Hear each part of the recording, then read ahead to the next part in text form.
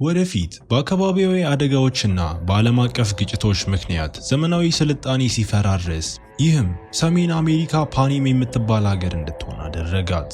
አገሪቱ ካፒታል በሚባል የቅንጡ ሰዎች መኖሪያ የሆነ የፌዴራል ዲስትሪክትና 13 የውጭ ዲስትሪክቶችን የያዘች ሲሆን እነዚህ ዲስትሪክቶችም ኢኮኖሚያዊና ቁሳዊ አገልግሎቶችን እንዲያቀርቡ ይጠበቅባቸዋል።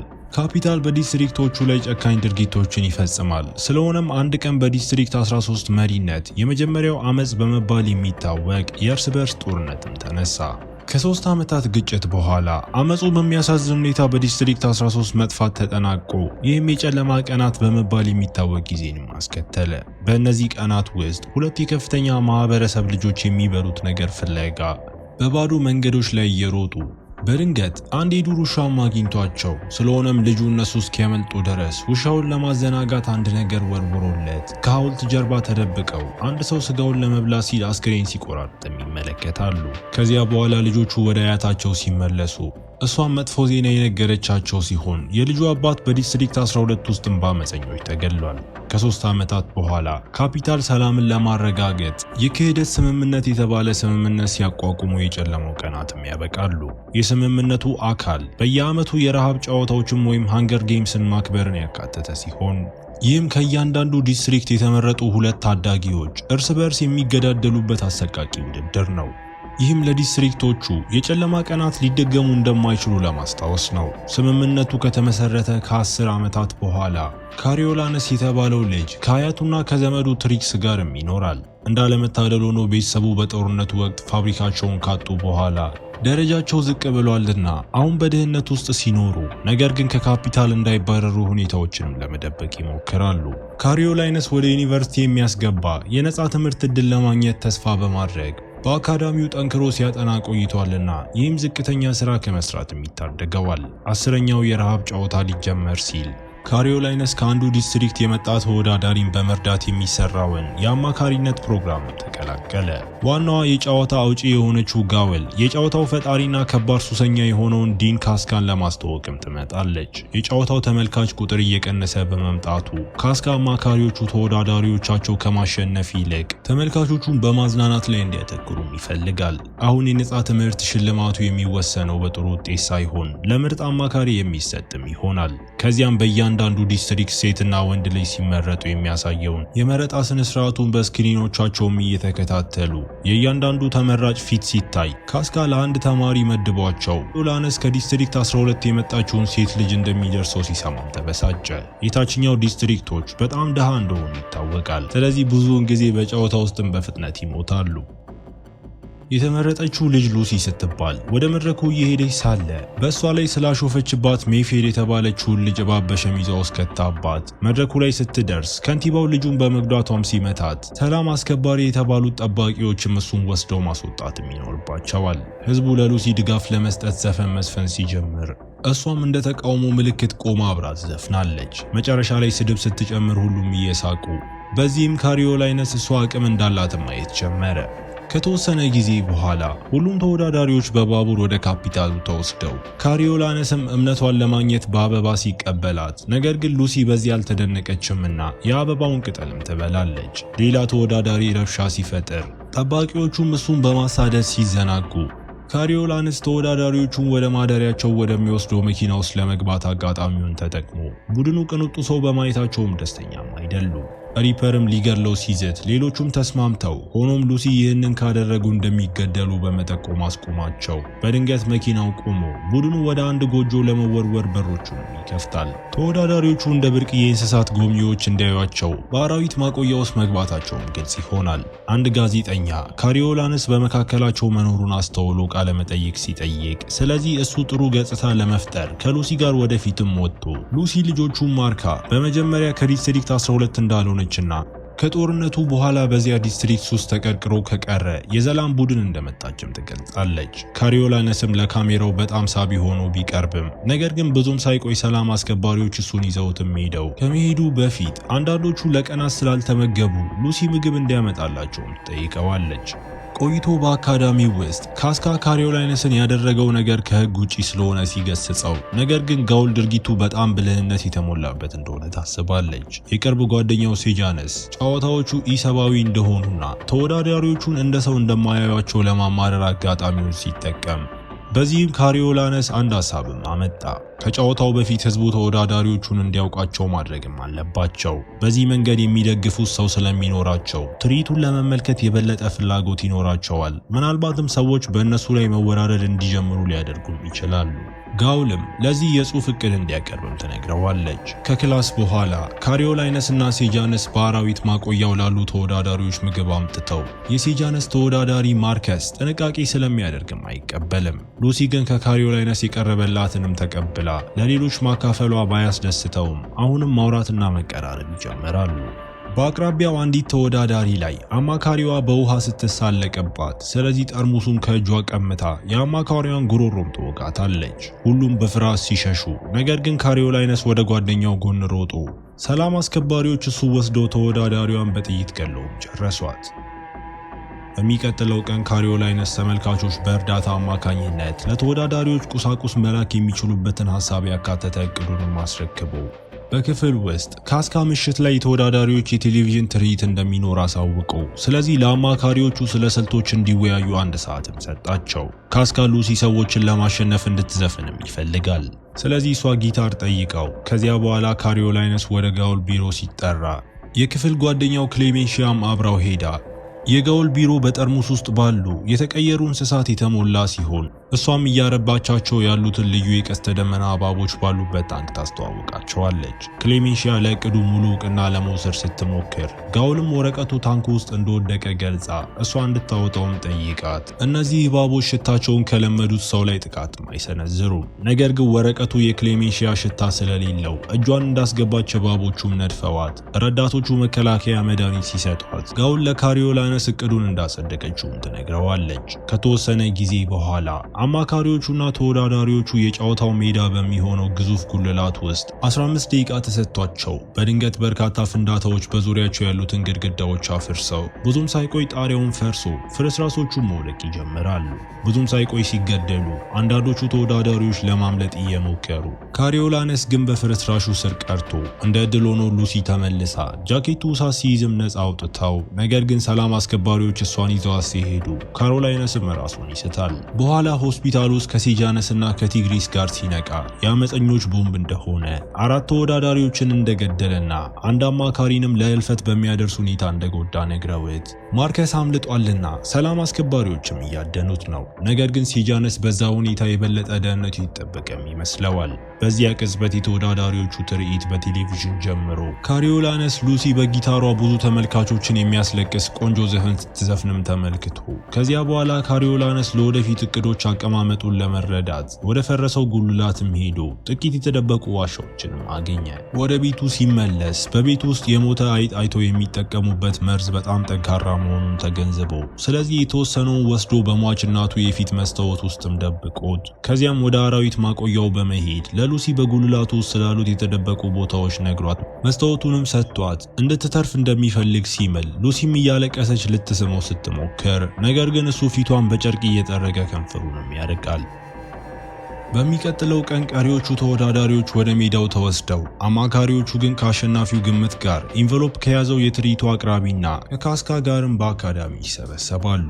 ሰላም አስከባሪዎች ተወዳዳሪዎቹ ወደ መጀመሪያ ቦታቸው ሲገፉ ማርከስ ተይዞ እንደ ማስጠንቀቂያ በጉልላቱ ላይ ተሰቅሎም አገኙት። ይህም ሴጃነስን ክፉኛ አበሳጭቶት ከአካዳሚው ከመውጣቱ በፊትም ሁሉንም ጭራቆች ብሎም ጠራቸው። ከቆጠራው በኋላ ጨዋታው ሲጀመር ተወዳዳሪዎቹም በየቦታው እየሮጡ አንዳንዶቹ ደህንነታቸውን ለመጠበቅ ሲሞክሩ፣ ሌሎቹ ግን ወዲያውኑ እርስ በርስ መጠቃቃትም ጀመሩ። አንደኛው የክፍል ጓደኛው በግርግሩ ብዛት ሲያስታውቅ ካሪዮላይነስ ሉሲ ሮጣ እንድትደበቅ ቢመኝም እሷ ግን የዲስትሪክት 12 ጓደኛዋን ጄሰፕን ለማግኘት ትቆያለች። ተጫዋቾች አንድ በአንድ ሲሞቱ አማካሪዎቻቸው ከአካዳሚው በንዴት እየወጡ ሉሲ ጥቃቶችን ለማስወገድ የምትችለውን አድርጋ ጄሰፕን ስታየው ወደ እሱ ለመሮጥ ስትሞክር ነገር ግን መንገዷ በአጥቂዎችም ይዘጋል። እንደ ዕድል ሆኖ እነሱንም አምልጣ ጄሰፕ ጋርም መድረስ ችላ እሱም ወደ ካፒታል ሲመጡ በሌሊት ወፍ ስለተጠቃም ታሞ እየታየ ሉሲ ወዲያውኑ ካሜራዎች ወዳሉበት አንዱ ዋሻ ውስጥ ወስዳው ብዙም ሳይቆይ ተጨማሪ ተወዳዳሪዎች ሊያድኗቸው ሲመጡ ጥንዶቹን በተቆለፈ በር ቀዳዳ ውስጥ ይሾልካሉ። አንድ ተወዳዳሪ የጄሰፕን እግር ለመያዝ እጁን ሲያስገባ ነገር ግን በዚያ ቅጽበት ሌሎች ተወዳዳሪዎች በመተላለፊያው ውስጥ ወጥተው ቀዳዳው ውስጥ ያለውን ጨምሮ ያሉትን ይገሏቸዋል። ከዚያም አጥቂዎቹ ወደ ቀዳዳው ለመግባት ቢያስቡ ነገር ግን ሉሲ ትገለናለች ብለው ስለሰጉ ወደ ዋና ቦታው ይመለሳሉ። በጥቂት ሰዓታት ተወዳዳሪዎቹ እቅድ ለማውጣት ሲደበቁ ምንም ነገርም ሳይከሰት ቀርቶ በአካዳሚው ውስጥ ያሉ አንዳንድ ሰዎች እንኳንም እንቅልፍ ይወስዳቸዋል። በድንገት ላሚና ማርከስን ለማየት ስትወጣ እሱም አሁንም በህይወት አለና ምህረትንም እየጠየቀ ላሚና በመጥረቢያ ስትገለው ይህም እርዳታ እንድታገኝም አደረጋት። አማካሪዋ የውሃ ጠርሙስ ልካላት ነገር ግን ድሮኑ ተከስክሶ ጠርሙሱ ከፊቷም ተሰበረ። በዚያ ምሽት ጥንባንሳዎች በሜዳው ላይ ባሉ አስክሬኖች ላይ ለመመገብ መጥተው ካሪዮላይነስ ስክሪኑን ሲመለከት ካስካ መጥቶ እሱ እንዳያሸንፍ ማንኛውንም ነገር እንደሚያደርግ ስለዚህ በፍጥነት እንዲቀሳቀስ መከረው። በዋሻው ውስጥ ሉሲ የሚፈስ ውሃ አግኝታ ለጄሰፕ ልትሰጠው ብትሞክርም ነገር ግን እሱ ውሃውን ስለማያምነው አይቀበልም። ከጥቂት ሰዓታት በኋላ ካሪዮላይነስ በጋውል በድንገት ተቀስቅሶ እሷም ስለ ሴጃነስ አንድ ነገር እንዲያደርግ ትፈልጋለች። እሱ የዲስትሪክቱን ወግ ተከትሎ ለማርከስ ለማልቀስ ወደ ሜዳው ሰርጎ መግባቱ ታውቋል። ጋውልም ሰላም አስከባሪዎችን ለመላክ አትፈልግም።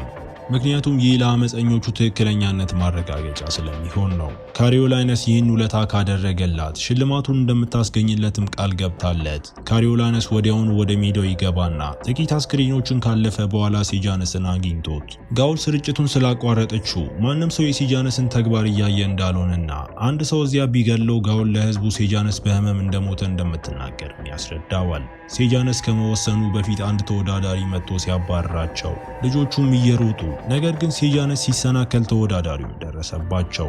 ካሪዮላይነስ በፍርስራሽ በመከላከል ግለሰቡን ገድሎት በድንገት ተጨማሪ ተወዳዳሪዎች ከኋላቸውም ታይተው ነገር ግን በዚያ ጊዜ ጥንዶቹ በሰዓቱ በሩ ላይ ይደርሳሉ።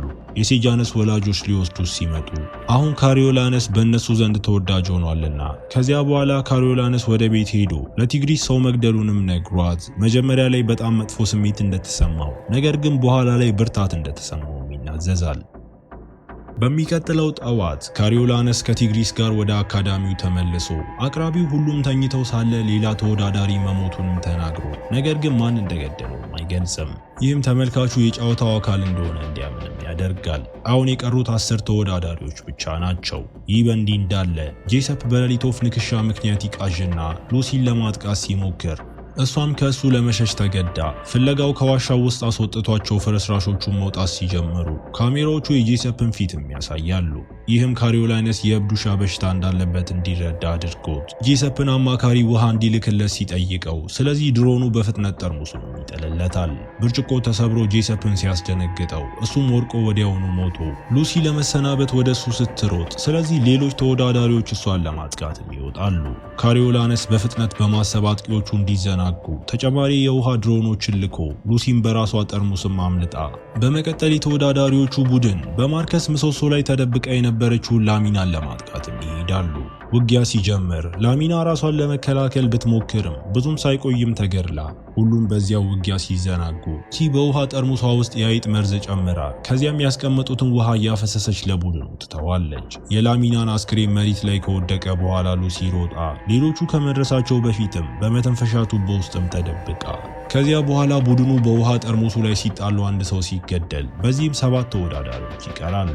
ከዚያም ቡድኑ ሌላ ሰለባ ፍለጋ ሄዶ በመጨረሻም ጠርሙሱን የምትይዘው አንዲት ትንሽ ልጅ ስትሆን እሷም እንደቀመሰችው ሞተች። ጓደኛዋ ሪፐር ወጥቶ እሷን ሲያይ በሐዘን ሲጮህ ሉሲን በጥፋተኝነት ስሜት እያለቀሰች በድንገት ሪፐር ሁሉንም አስክሬኖች ሰብስቦ የካፒታልን ባንዲራ በላያቸው ላይ ካደረገ በኋላ ለአመፅ የሚደግፍ መልእክት ይዞ ወደ ካሜራውም ይዞራል። እንዳለመታደል ሆኖ ስርጭቱ በጋውል በድንገት ተቋረጠና እሷም ጠቃሚ ማስታወቂያም ያላት ይመስላል።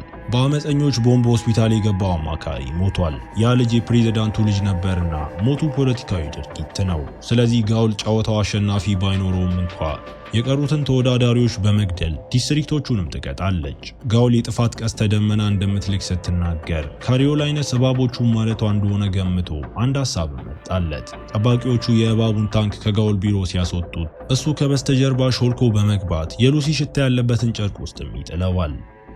በሜዳው ውስጥ አንድ ተወዳዳሪ ሉሲን አግኝቷት በጦር ሊወጋ ሲሞክር ሉሲ በፍጥነት ሸሽታ በሌሎች ተወዳዳሪዎች ላይ የአይጥ መርዙንም እየረጨች፣ አንደኛው ሲሞት ሌላኛው ሉሲንም ለመውጋት እየሞከረ ብዙም ሳይቆይ የጋውል ታንክ ደርሶ ሲከፈት በሺዎች የሚቆጠሩ እባቦችም ይወጣሉ።